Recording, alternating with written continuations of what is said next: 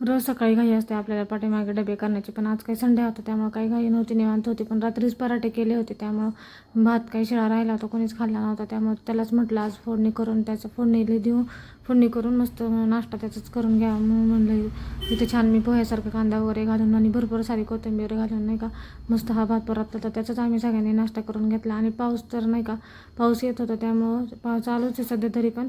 तर चिखलाने सारखी मुलं बाहेर खेळायला येत जा करतच असतात, ते काय ऐकतच नाहीत. मग त्यांचे शूज चप्पल्सना खूप घाण झाल्या होत्या, खराब झाल्या त्या चिखलाने. तर ते त्यांना म्हटलं नाही का तुम्ही साफ करून घ्या. मी असं पाईप लावून दिलं तर त्यांना नळाला बाहेर पडवीमध्ये, ते तिकडं त्यांचं साफ करायचं चालू होतं. आणि ते एकदम मन लावून करत होते.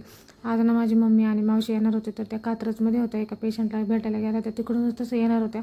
तर तिथे आमची दुपारपर्यंत ते वाट बघतच होते की ते कधी येतात मुलं इकडं वाट बघत होते. आणि ते आल्यानंतर ना असं त्यांच्या गळ्यात पडत होता बघा मस्त.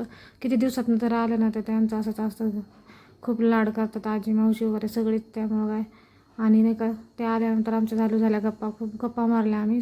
आणि परत नंतर लागलो संध्याकाळच्या तयारीला. तर संध्याकाळी म्हटलं आज एकादस होती त्यामुळे काय नॉनव्हेज वगैरे काही करता येत नाही, त्याच्यामुळं मग म्हटलं चला पावभाजीच करूया. मग मी इकडे पावभाजी करायला घेतली. तर याची तुम्हाला रेसिपी हवी असेल तर मला कमेंट करा, नेक्स्ट टाईमला मी तुमच्यासोबत नक्की शेअर करा. चला मस्त अशी मी पावभाजी बनवली, खूप छान झाली होती मस्त. आणि अशी फ्रेश अशी कोथिंबीर टाकली आणि मस्त आवनी पाव आणले होते, बटर वगैरे मस्त त्याला दोन्ही साईडनी बटर लावून मध्ये कट करून घेतला आणि दोन्ही साईडनी बटर वगैरे लावून बटर लावून मस्त असं फ्राय करून घेतले, असे थोडेसे कडक करून घेतले. मस्त लागतात पावभाजीबरोबर, पाव भाजूनच छान लागतात आणि आम्ही नेहमी करत असतो असं. तर चला आमचा बेत तर आज मस्त आहे.